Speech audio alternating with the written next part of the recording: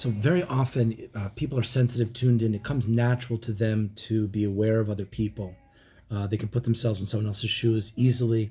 They usually sense what other people are thinking, feeling. It just comes natural to them. They're comfortable with it. They're very empathic. Quite often, it doesn't have to be this, but here's an example. You have parents that they themselves have emotional damage and wounds that they don't tend to. And then they're creating a home environment that a child is growing up in where it's all focused on the parent.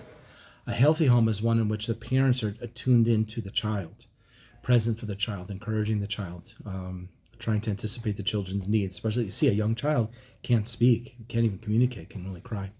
So if you grow up in such an environment, you learn to be very sensitive, very tuned in to the parent. Sometimes in an addictive home, the children learn to be very tuned into the parent because you never know when they're going to rage, lose it, an abusive home. You never know. So you learn to be very hypersensitive, very tuned in.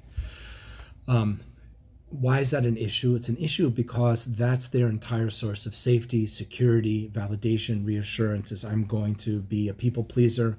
I'm going to do everything for you while ignoring myself just to get you to be happy, and then you'll be happy with me, and then I'll feel valid. It's kind of backwards. But I'm codependent. Until you feel happy with me, I can't feel good about myself. But at the same time, that it's a hypersensitivity. The people are very well aware, very tuned in. And the thing is like this, is that when we notice, so that's how it comes about. But here we're in the present, and you're noticing, you notice what other people are thinking, what they're feeling. You're picking up on something, on vibes. You're not right, but you're not wrong. We should never play mind reader. We should never guess or think, if I think enough about what the other person's thinking, I'll figure out what's going on in their mind. Never. But remember, you're not right, but you're not wrong. You're picking up on something. You are very sensitive. You are very tuned in. Oftentimes you are very close. You're in the ballpark. You're even right. But you can't ever know for sure if you are right. Then you also see, because typically such people are struggling with their worth. Am I valid? Do I count? Do I matter? Do I feel affirmed, unconditionally accepted? They don't feel it. And so what they tend to do is that hypersensitivity gets hijacked, and we assume people hate us. You're angry at me. You're upset at me. It's kind of arrogant if you think about it. It's like anytime they notice someone upset, must be you're upset with me. And it feels so sensitive and giving, but it's really about you. But this is what happens as we get it wrong, or we assume we know the intention behind the action. So you've got this wonderful sensitivity skill that's totally hijacked and being used as my only method for getting validation, reassurance, security, safety. It's a mess. It doesn't work. It also, if I'm doing all the emotional work, you must feel this. Are you thinking this? You're thinking that. I'm doing all the emotional heavy lifting for my partner, for my friend. Instead of saying, hey, I sense that you're pretty upset. Is everything okay? You want to talk about it? And that winds up being the cure for that, which is to take my assumptions and turn them into questions. Easier said than done, because I've got to become my own source of validation. And when I do that, then I'm not desperate. I don't ignore myself. I don't suppress my feelings just to tune into other people. And that enables us to balance it out more. And so these sensitivities can become a tremendous power and a strength. We learn when to use it and how to use it, but we have to have more boundaries. We have to know our own worth. We have to know our own value. And then you could use your sensitivity like this. Even now, you could start to practice it. You're sensitive. Use that. But don't use it before the other person tells you what they think, feel, need, and want. Use it after. Instead of playing mind reader, guessing, wondering, reading into the person's face, thinking that you know, and you know what they're intending, you know why they look as they do or say what they say. Instead of doing that, turn your assumptions into a question. I'm sensing you're upset. Is everything okay? You want to talk about it?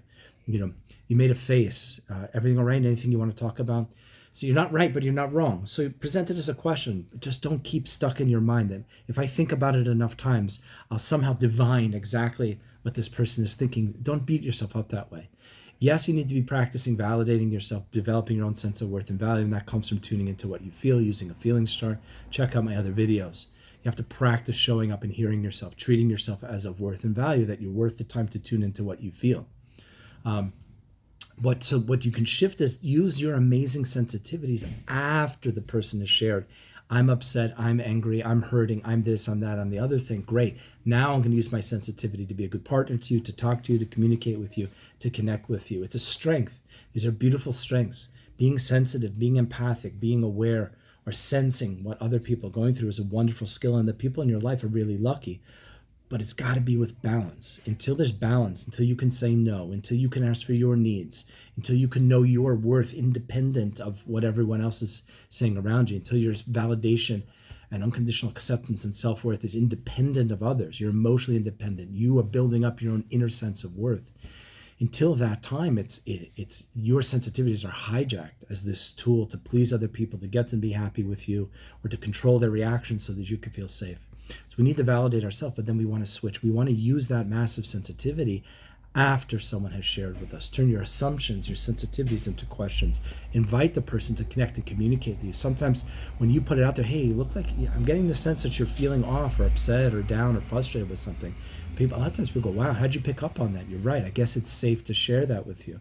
And then they share. Now you can be sensitive. Now you know where they're coming from, what's going on. You see that it's not about you. You see they're going through something. That's a great place to use your sensitivity and your validation.